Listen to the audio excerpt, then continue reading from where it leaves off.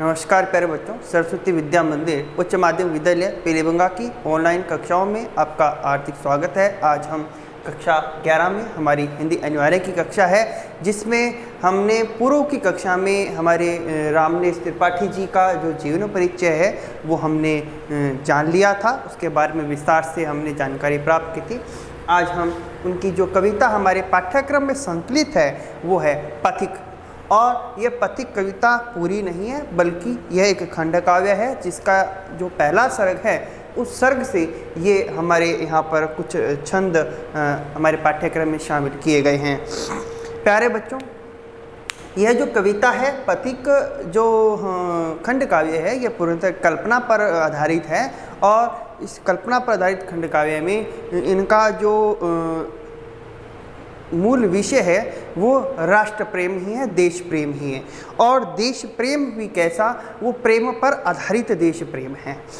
यहाँ पर इस पथिक जो खंड काव्य में है वो जो प्रसंग है वो एक नायक है जो कि इस संसार से विरक्त होकर के समुद्र के किनारे चला जाता है और वहाँ पर उस प्राकृतिक सुंदरता को देख करके वह उस पर मुग्ध हो जाता है और उसी को सर्वस्व मानने लगता है। तब किसी संत के आश्रित हो जाने पर, वहाँ पर संत के आश्रय रहने पर, उनके द्वारा उपदेश देने पर वह देश सेवा की ओर आता है।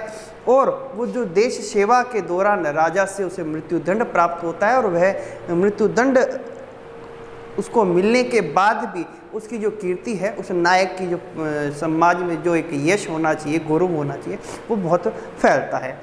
प्यारे बच्चों, जो इसका अमूल है वो व्यक्तिगत प्रेम से देश प्रेम तक की बात यहाँ पर हमें दिखाई देती है। यहाँ पर जो हम पढ़ने वाले हैं वो प्राकृतिक सौंदर्य की बात करेंगे। प्रकृति का जो सुंदर दृश्य है सागर के किनारे पर और सूर्योदय का दृश्य है, उसका वर्णन कवि रामनेश त्रिपाठी इस कविता के अंदर करते हैं। यह जो प्रेम है, यह प्रकृति के प्रेम को कवि ने यहाँ पर मधुर मनोहर उज्जवल प्रेम कहानी के रूप में हमारे सामने प्रस्तुत किया है। हम कविता की बात करें तो प्रतिक्षण नूतन वेश बनाकर रंग बिरंग निराला। क्या प्रतिक्षण हर समय नूतन मैंने नया वेशभूषा होती है बना करके, रंग बिरंग मैंने रंग बिरंगा, निराला जो अनोखा होता है। रवि के सम्मुख, रवि के सामने थिरक रही है मैंने नाच रही है। नभ में मैंने आकाश के अंदर वारिद माला, मैंने बादलों का जो समूह है। यहाँ पर कवि प्रातःकालीन सूर्योदय का जो दृश्य है उस दृश्य की बात करता है। सागर के किनारे वह नायक खड़ा है और उस दृश्य को देखता है और तो कहता है कि जो आकाश में जो बादलों का समूह है वो ऐसा लगता है जैसे कि सूर्य के सामने नृत्य कर रहा हो। तब कवि कल्पना करते हुए कहता है कि आकाश में बादलों का जो समूह है वो प्रतिक्षण मैंने हर क्षण नया वेश बना करके और रंग बिरंगे निराले अंदाज के अंदर उस रवि मैंने सूर्य के सामने क्या कर रहा है, नृत्य कर रहा है, नाच रहा है। अर्थात प्रातःकाल के सूर्योदय का जो दृश्य है उस दौरान बादलों का समूह सूर्य के आगे आता है और सूर्य की जो स्वर्णिम किरणें हैं वह उस काले बादलों पर जब पड़ती है तो बहुत ही सुंदर जो दृश्य है वो बनता है। और उस दृश्य में कवि कल्पना करता है कि जो बादलों का समूह रवि के सामने, सूर्य के सामने क्या कर रहा है, नृत्य कर रहा है। आगे कवि कहते हैं नीचे नील समुद्र मनोहर, ऊपर नील गगन है। नीचे तो नीला समुद्र बड़ा ही मनोहर, मन को हर लेने वाला है और ऊपर नील गगन और ऊपर नीला आकाश है। कवि कहता है घन पर बैठ बीच में विचरूं, यही चाहता मन है। घन मैंने बादलों पर बैठ करके क्या करूं, बादलों पर बैठ करके उसके मध्य क्या करूं, विचरूं, मैंने विचरण करूं, भ्रमण करूं, यही चाहता मन, यह मेरा मन चाहता है। वह नायक कल्पना करता है कि वह उस जो दृश्य है उस दृश्य को देखने के लिए, नज़दीक से देखने के लिए बादलों पर बैठ करके उसमें विचरण करना चाहता है, उसमें भ्रमण करना चाहता है। ऐसे उसकी मन की इच्छा है। आगे कहते हैं कवि रत्नाकर गर्जन करता है, मलयानील बहता है। रत्नाकर मैंने समुद्र गर्जना करता है, मलयानी मलया पर्वत से निकलने वाली जो सुगंधित वायु है। यहाँ पर चंदन के वृक्ष बताए जाते हैं और चंदन के वृक्षों के कारण वहाँ से जो हवा आती है वो बहुत ही सुगंधित होती है। तो कवि यहाँ पर कहता है कि रत्नाकर क्या करता है, उसके सम्मुख गर्जना कर रहा है और मलय नील से बहने वाली सुगंधित वायु वहाँ पर प्रवाहित हो रही है। तब वो जो गर्जना करना और वह जो हवा का आना, सुगंधित हवा का आना क्या करता है, कहता है हरदम यह हौसला हृदय में प्रिय भरा रहता है। क्या अपने, अब ये प्रिय का मतलब यहाँ पर उसकी प्रियतमा उसकी पत्नी से ही है, जिसको वह छोड़ करके उस सागर के किनारे पर आकर के उस प्राकृतिक सौंदर्य के दृश्य पर मुग्ध है। तब कहता है हे प्रिय, हृदय में प्रिय मैंने प्रियतमा नायिका से वह कहता है कि ये जो गर्जना करना और मलय नील से सुगंधित हवा का आना क्या करता है, हृदय में हौसला अर्थात हृदय में उत्साह उमंग भरा रहता है। किसको, उस दृश्य को देख देख करके। कवि आगे कहता है इस विशाल विस्तृत महिमा में रत्नाकर के घर के कोने कोने में लहरों पर बैठ फिरूं जी भर के। अब यहाँ पर समुद्र की महिमा का वर्णन है कि समुद्र कैसा है, विशाल है अर्थात व्यापक रूप में फैला हुआ है, विस्तृत है, विस्तार बहुत है। महिमा में उसकी महिमा अनोखी है, किसकी, रत्नाकर के, क्या के घर के, रत्नाकर के माने समुद्र के घर की जो महिमा है वो कैसी है, विशाल है, विस्तृत है, महिमा में है, उसकी महिमा अपरंपार है।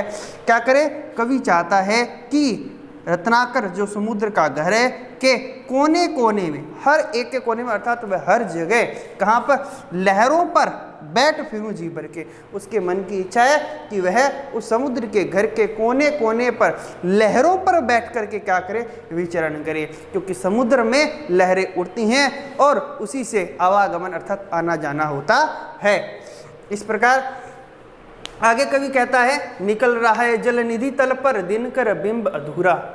अब ध्यान है, निकल रहा है जल निधि मैंने समुद्र है, तल मैंने उसका दूर जो किनारा हमें दिखाई देता है वो, दिनकर सूर्य, बिंब मैंने प्रतिछाया, अधूरा मैंने अधूरा। प्रातःकालीन सूर्योदय की हम बात कर रहे थे और उसी में अब सूर्य का उदय होना दिखाया गया है और कहता है कवि कि समुद्र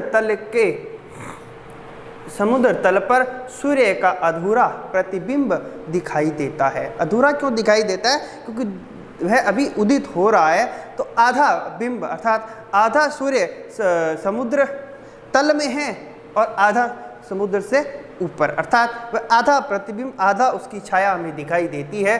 कहता है कमला के कंचन मंदिर का मानो कांत कंगूरा। कमला मैंने विष्णु की पत्नी जो है लक्ष्मी, उसके लिए कहा गया। कंचन मंदिर मैंने जो स्वर्ण सोने से निर्मित हो, सोने का महल, मानो कांत कंगूरा, कांत मैंने सुंदर, क्या है, कंगूरा मैंने जो ऊपर मंदिर या किसी भवन का ऊंचा ही ऊंचा जो शिखर होता है उसे हम कंगूरा कहते हैं। तो क्या कहा कि हमने अभी सूर्य के अधूरे बिंब की बात की थी, तो कवि कहते हैं कि ऐसा लगता हो माने लक्ष्मी के स्वर्णिम महल का, लक्ष्मी जी के सोने के महल का वह क्या हो, सुंदर कंगूरा हो। कौन, वह जो बिंब आधा सा में दिखाई देता है। आगे कहते हैं लाने को निज पुण्य भूमि पर लक्ष्मी की सवारी, रत्नाकर ने निर्मित कर दी स्वर्ण सड़क अति प्यारी। अब कवि कहता है कि वह जो अधूरा बिंब सूर्य का दिखाई देता है उसे कंगूरा बता दिया और कहते हैं कि लाने को निज पुण्य भूमि अपनी इस धरती पर लाने के लिए, कैसी है, पुण्य से सृजित हुई ये धरती है और लक्ष्मी की सवारी मैंने लक्ष्मी जी की सवारी को इस धरती पर लाने के लिए रत्नाकर मैंने समुद्र ने क्या कर दी, निर्माण कर दिया किसका, सोने की सड़क का, स्वर्ण सड़क, और कैसी बहुत ही प्यारी स्वर्ण सड़क का निर्माण कर दिया। समुद्र ने लक्ष्मी जी की सवारी को इस पुण्य धरती पर लाने के लिए बहुत ही सुंदर प्यारी सी स्वर्णिम सड़क का निर्माण कर दिया। कहने का मतलब ये जो सूर्य का आधा बिंब था, उस आधे बिंब की जो स्वर्णिम आभा से समुद्र का जो जल है वह उस सोने के समान हो गई। कवि कल्पना करता है कि उस बिंब की परछाई के कारण, मन किरणों के कारण क्या है, एक स्वर्णिम सड़क का निर्माण हो गया और कवि कल्पना उस लक्ष्मी के लिए इस धरती पर लाने की स्वर्ण सड़क का निर्माण करने की कल्पना यहाँ पर करता है।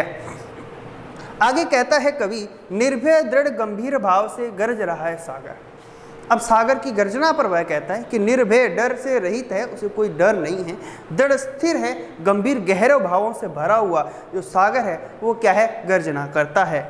लहरों पर लहरों का आना सुंदर अति सुंदर है, और गर्जना कर रहा है उस पर कवि कहता है कि वायु की वेग के कारण जो लहरों की गति है वो थोड़ी तेज है। तो कहता है लहरों पर लहरों का, अर्थात वायु के वेग के कारण, लहरों पर लहरों के बार बार आने के कारण सुंदर अति सुंदर, वह जो दृश्य है वह बहुत ही सुंदर और बहुत ज़्यादा सुंदर कवि को लगता है। अब कवि जो यहाँ पर बात कहना चाहता है, प्रश्न करता है अपनी प्रियतमा उसी नायिका से, कहता है कहो यहाँ से बढ़कर सुख क्या पा सकता है प्राणी। यहाँ पर प्रश्न है कि यहाँ पर मैंने इस प्राकृतिक सुख के सौंदर्य से बढ़कर के भी कोई सुख इस संसार में प्राणी को प्राप्त हो सकता है। कवि ये बात किससे करता है, प्रियतमा से। वो अगली पंक्ति में कहिए क्या, अनुभव करो हृदय से हे अनुराग भरी कल्याणी।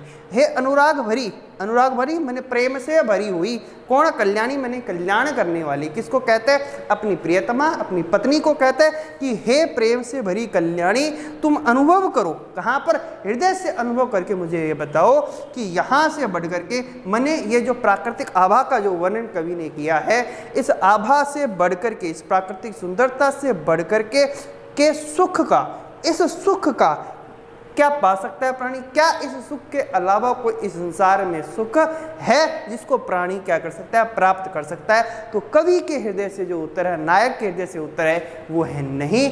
इस प्राकृतिक सुख के से बढ़कर के इस संसार में कोई भी अन्य सुख नहीं है।